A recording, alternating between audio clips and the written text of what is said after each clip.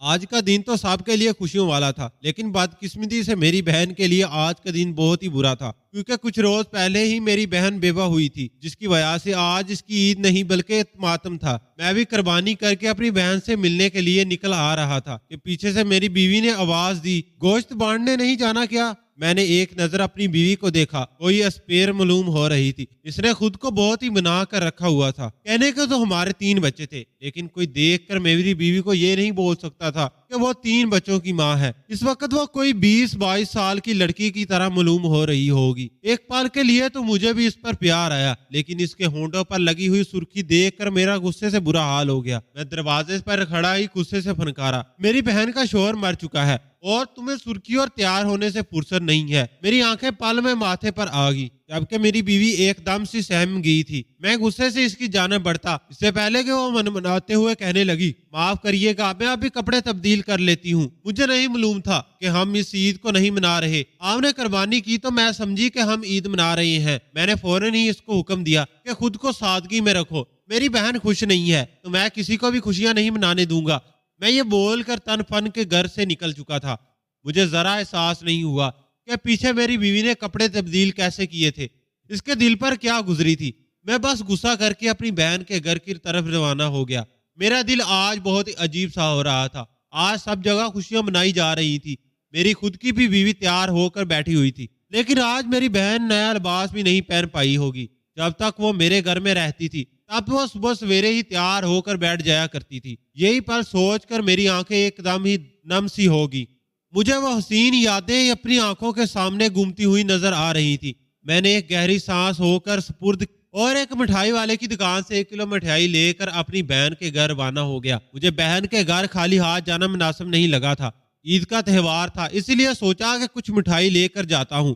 میں بھی اسی کے گھر کے پاس ہی پہنچا تھا کہ دور سے اس کے گھر کے پاس مجھے ایک بھیڑ نظر آئی۔ میرا اول ایک ہی دم گھبرا گیا، نہ جانے اس بھیڑ کا مطلب کیا تھا۔ کچھ روز پہلے مجھے معلوم ہوا تھا کہ تسبین کی طبیعت ٹھیک نہیں ہے۔ میں اس کے پاس ملاقات کے لیے جانا چاہتا تھا، لیکن کام میں اتنا الجھا کہ اس کے گھر کا چکر لگا ہی نہیں پایا تھا۔ یکدم ہی عجیب عجیب سے خیال میرے دماغ میں گردش کرنے لگے تھے۔ میں بے سکتا بگتا ہوا اس کے گھر کے پاس پہنچا تھا اور سامنے کا منظر دیکھ کر میری قدموں تلے سے زمین نکل گئی تھی۔ میرے خواب و خیال میں بھی نہیں تھا کہ یہ جو میں دیکھ رہا ہوں وہ حقیقت پر مبنی ہے، کیونکہ وہ درندہ صف میری معصوم سی بولی بھائی بہن کو جانوروں کی طرح مار رہے تھے۔ اس کی نند اور اس کی ساس باقاعدہ پلیٹ اس کو ڈانڈے اور جاڑنے سے اور پیٹ رہے تھے۔ میرا کلیجہ منہ کو آ گیا تھا۔ یہ کیا تماشا لگایا ہوا ہے؟ آپ لوگوں نے کیا سمجھ رکھا ہے میری بہن لاوارث ہے؟ میری آواز ان کے پورے گھر میں گونجی تو ان ماں بیٹوں کے ہاتھ تھے، جبکہ میری بہن مجھے دیکھتے ہی بے سکتا میرے پاس آ کر میرے سینے سے لگ گئی تھی۔ اس سے کھڑا بھی نہیں ہوا جا رہا تھا۔ ان ظالموں نے میری بہن کو اتنا مارا تھا کہ اس کا ہونٹ تک پھٹ چکا تھا۔ میرا دل خون کے آنسو رونے لگا۔ مجھے یقین نہیں آ رہا تھا، جس بہن کو میں زمین پر قدم نہیں رکھنے دیتا تھا، اس بہن کو ان جانوروں نے دگ کر رکھ دیا تھا۔ میرے غصے سے کہنے پر اس کی ساس میری طرف آئی اور میرا گلبان تھامتے ہوئے کہنے لگی، تمہاری بہن ایک بد کردار عورت ہے، دفعہ آ جاؤ اپنی اس بد کردار بہن کو لے کر۔ میں یہ سن کر تناسا میں غصے سے پاگل ہونے کے در پر آ گیا۔ میں ان پر ہاتھ اٹھاتا، لیکن اس سے پہلے ہی میری بہن نے مجھے قابو کر لیا اور روتے ہوئے کہنے لگی، بھیا یہاں سے چلے، یہ لوگ بہت ہی ظالم ہیں، فضول میں آپ پر غلط الزام لگا کر پولیس کے حوالے کر دیں گے۔ میں اور کوئی تماشا نہیں چاہتی۔ میری بہن سے بولا بھی نہیں جا رہا تھا، اس لیے لڑکھڑاتی زبان میں مجھے روکتے ہوئے کہنے لگی، میں نے تو تسمین کی طرف ایک نگار دکھا اور اس کے خاموش ہونے کا بول کر اس کی ساس سے مخاطب ہوا، آپ مجھے یہ بتائیں آپ کس حیثیت سے میری بہن پر الزام لگا رہی ہیں؟ ایسا ہوا کیا ہے جو آپ اس کو بد کردار بول رہی ہیں؟ اس کی ساس کہنے لگی، تیری بہن کو ہم لوگوں نے اس کے عاشق سے ساتھ پکڑا ہے۔ تیری بہن ایک آوارہ عورت ہے، نکل جاؤ یہاں سے، ہم اس کو یہاں نہیں رکھ سکتے۔ میرے بیٹے کو مرے ہوئے ابھی کچھ ہی مہینے ہوئے ہیں، اس نے رنگ رنگیاں منانا شروع کر دی ہیں۔ میرے قدموں تلے زمین نکل گئی تھی۔ میری بہن پر اتنے گھٹیا الزام لگائے جا رہا تھا۔ میری بہن بہت ہی باکردار شخصیت کی مالک تھی، اس کی طبیعت کافی مسمونہ تھی، وہ ایسا چاہ کر بھی نہیں کر سکتی تھی۔ میں اس بات کو اچھے سے جانتا تھا کہ وہ اپنے شوہر سے بے انتہا محبت کرتی ہے۔ میں نے اس کی ساس کو کچھ کہنا چاہا تو میری بہن نے مجھے خاموش کروا دیا اور وہاں سے چلنے کے لیے بولا۔ مجھے اس کے انداز پر حیرت ہوئی اور تھوڑا شک بھی، لیکن میں خاموش رہا۔ میرا دل بہت ہی اداس ہو گیا تھا۔ عید والے دن میرے گھر میں ایسی قیامت آئی تھی، میں نے سوچا بھی نہیں تھا۔ میں اپنی بہن کا ہاتھ تھامے اسے خاموشی سے گھر لے آیا تھا۔ ایک بھائی کی بے بسی آج پہلی بار مجھے محسوس ہو رہی تھی۔ میری آنکھوں میں نمی آ رہی تھی۔ میرے برابر میں میری چلتی ہوئی بہن کے کندھے جھکے ہوئے تھے۔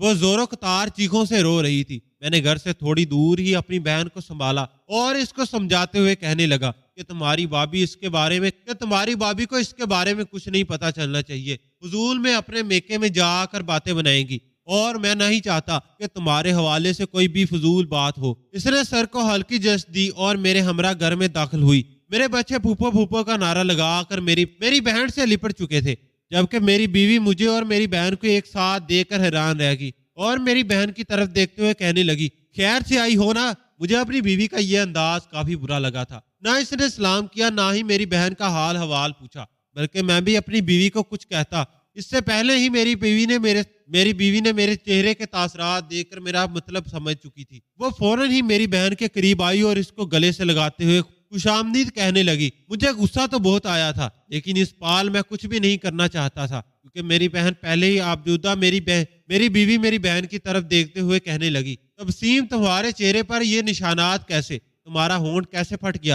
اس کے نقشان ذرا انداز پر میری بہن نے مجھے سوالیہ نگاہوں سے دیکھا تو میں نے یکدم اپنی بیوی کو اپنی بہن کی موجودگی میں ہی جاڑ کے رکھ دیا تھا۔ زیادہ سوال جواب کرنے کی تمہیں ضرورت نہیں، میری بہن آئی ہے، جاؤ کچن میں اور اس کے لیے لذیذ پکوان تیار کرو۔ میں اس کو مزید اس کے سسرال میں نہیں رہنے دے سکتا۔ میری اس بات سے میری بیوی کے چہرے کے رنگ اڑ چکے تھے۔ میں نے واضح طور پر اس کے تاثرات تبدیل ہوتے دیکھے تھے۔ وہ کہنا چاہتی تھی، لیکن میں نے اسے آنکھ دکھا کر خاموش رہنے کا اشارہ کر دیا تھا۔ وہ منہ بناتی ہوئی کچن میں جا کر کھانا وغیرہ تیار کرنے لگی تھی، جبکہ میری بہن بنا کچھ بولے اس گھر میں موجود اپنے کمرے میں چلی گئی تھی۔ شادی سے پہلے وہ کافی ٹھاٹھ والی زندگی گزارتی تھی۔ ہمارے گھر میں 2 کمرے تھے، ایک میرا اور ایک میری بہن کا۔ میرے ماں باپ کا انتقال بہت ہی پہلے ہو گیا تھا۔ میں نے اپنی بہن کو اولاد کی طرح پالا تھا، اس لیے اس کی تکلیف مجھے اندر تک محسوس ہو رہی تھی۔ میری بہن جیسے ہی کمرے میں گئی، فوراً ہی میری بیوی میرے پاس آئی اور شکایات کی نگاہوں سے مجھے دیکھتے ہوئے کہنے لگی، یہ کیا طریقہ ہے؟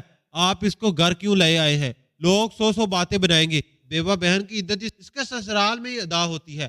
میں بے سکتا کھڑے ہو کر اپنی بیوی کے منہ پر تھپڑ سیدھا کر دیا اور اس کے منہ پر گزاتے ہوئے کہنے لگا، زیادہ بکواس کرنے کی تمہیں ضرورت نہیں۔ اگر زیادہ ہی تمہیں مسئلہ ہے تو وہ رہا دروازہ، یہاں سے تم جا سکتی ہو۔ میری بیوی حیران نگاہوں سے مجھے دیکھ رہی تھی۔ یہ پہلی بار نہیں تھا، میں اس سے پہلے بھی اپنی بیوی پر ہاتھ اٹھا چکا تھا۔ میری بیوی خاموشی سے کچن میں جا کر واپس کام میں جت گئی تھی۔ رات کو جب ہم سب کھانا کھانے کے لیے بیٹھے تو اچانک ہی میرے بچے مجھے دیکھتے ہوئے کہنے لگے، بابا آپ پھپھو کا کمرہ اوپر منتقل کروا دیں، ہم سب بہت پریشان ہو رہے ہیں۔ ایک بیڈ پر ہمارے ساتھ پھپھو کا رہنا بہت مشکل ترین عمل ہے۔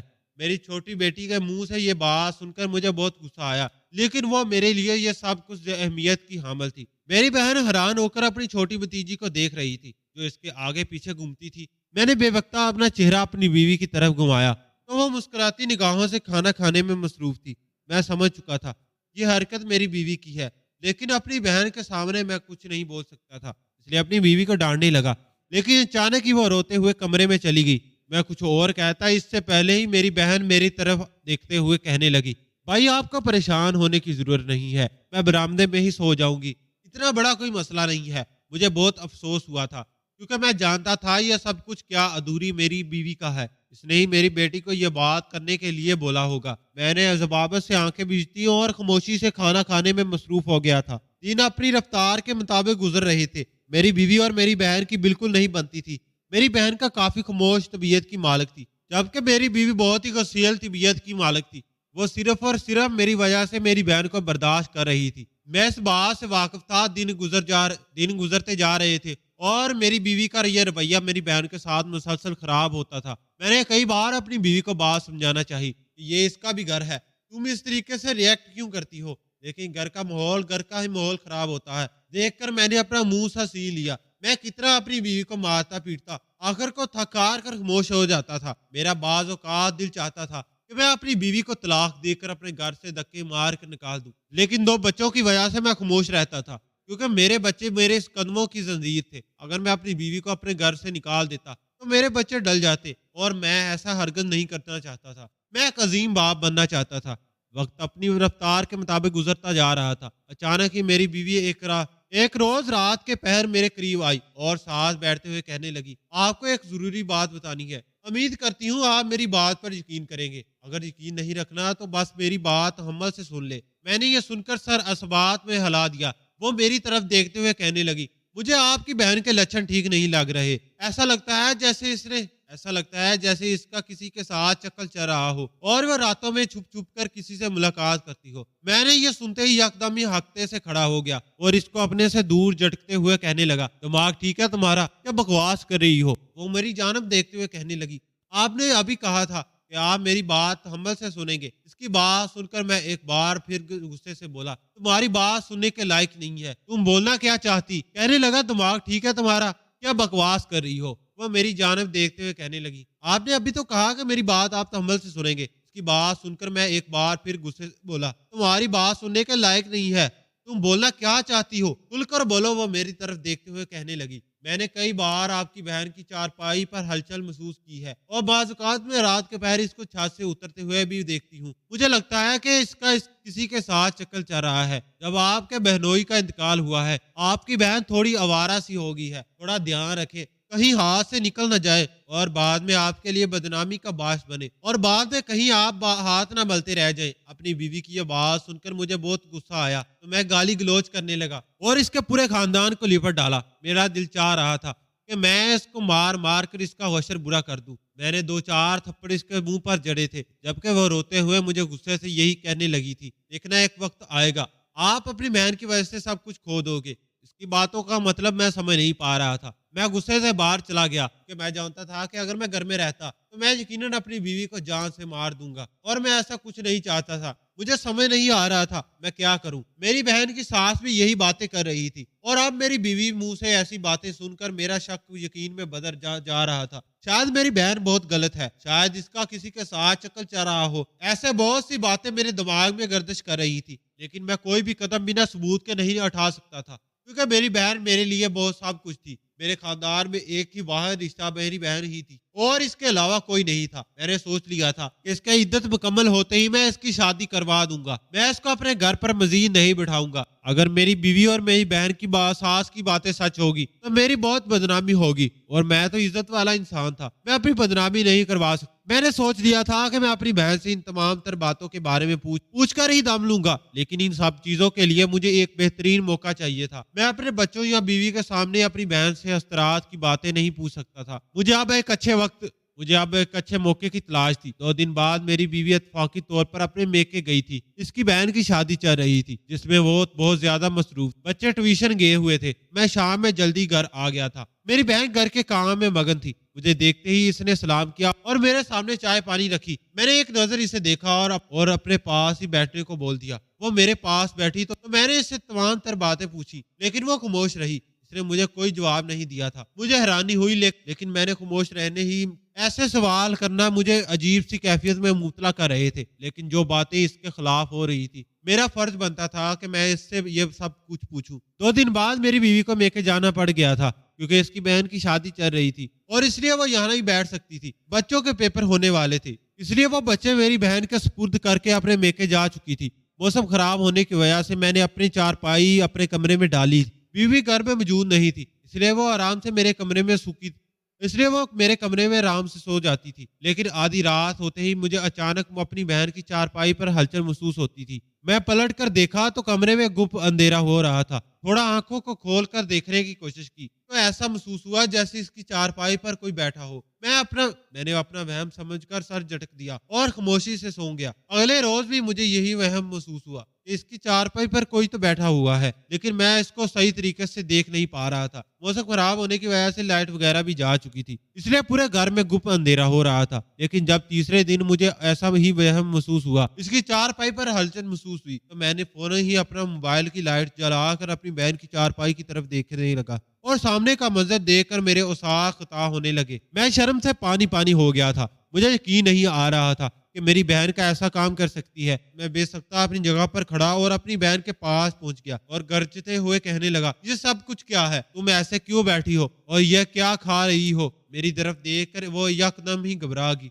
और इसने अपने दुपट्टे के नीचे अपनी रोटी को छुपा लिया। दरअसल वो एक बासी रोटी खा ही रही थी और इसको ऐसी रोटी खाते देखकर मेरा दिल फटने के करीब आ गया था। जिस बहन को मैं सोने के निवाले खिलाता था, आज वह मुझसे छुपकर बासी रोटी खा रही थी। मैंने इसकी तरफ देखा तो वो रोते हुए कहने लगी, भाई ये बच्चों का बचा हुआ खाना है, मैं बस रखने ही जा रही थी। और इसके सर पर शफ़क़त से भरा हुआ हाथ रखते हुए पूछने लगा, गुड़िया तुम ऐसे रोटी क्यों खा रही हो? तुम्हें भूख लगी थी तो तुम सही से खाना बनाकर खा लेती, इस तरह इस बासी रोटी खाने की क्या तरीक बनती है? वो मेरी तरफ देखते हुए कहने लगी, भैया भाभी ने मना किया हुआ है कि मैं सही खाना नहीं खा सकती और मुझे ऐसा खाना खाने की भी आदत है, इसलिए मुझे कोई मसला नहीं है। दरअसल मैं हामिला हूँ। आप तो जानते हैं आदल के इंतकाल से मेरी तबीयत थोड़ी खराब हुई थी। हम दोनों अस्पताल गए थे, तभी ये खुशखबरी मिली थी। लेकिन वापस में एक्सीडेंट होने की वजह से आदत तो इस दुनिया से चले गए और उन्होंने कहा कि तुम अपने घर वालों को इसी खुशी के बारे में बताओगा। इनके काम में मैं इस बात को बिल्कुल ही फरमोश कर गई थी कि मैं अमीर से हूँ। लेकिन रानू आंटी का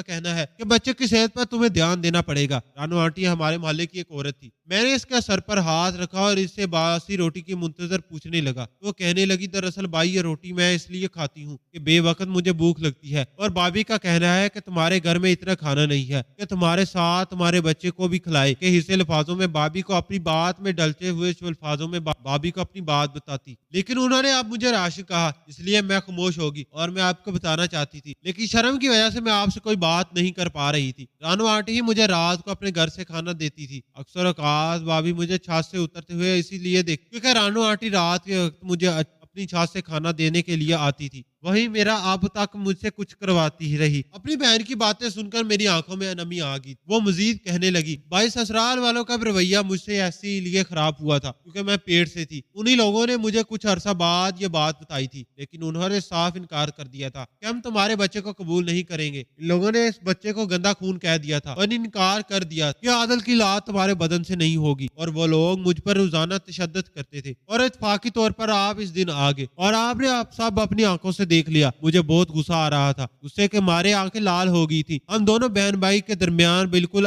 खामोशी छा गई थी। थोड़ी देर बाद मेरी बहन मेरी तरफ देखते हुए तुम लहजे में कहने लगी, भाई ये सब कुछ आप। मैंने झटके से अपनी बहन की तरफ देखा तो वो मजीद कहने लगी, आप भी तो भाभी पर इसी तरह शक करते हैं, इन पर हाथ उठाते हैं, मारते पीटते हैं, इनके खानदानों वालों को गालियां देते हैं। यही तो मकाफात अमल है। किसी की बेटी के साथ आप इस तरह करेंगे तो अल्लाह आपकी बेटी के सामने भी लाएगा। अपनी बहन तस्मीन के मुंह से ऐसी बातें सुनकर मैं जमीन पर गिरने वाला हो गया था। मुझे इस बात का एहसास अब शिद्दत से हो रहा था कि मेरी बहन बिल्कुल ठीक बो रही है।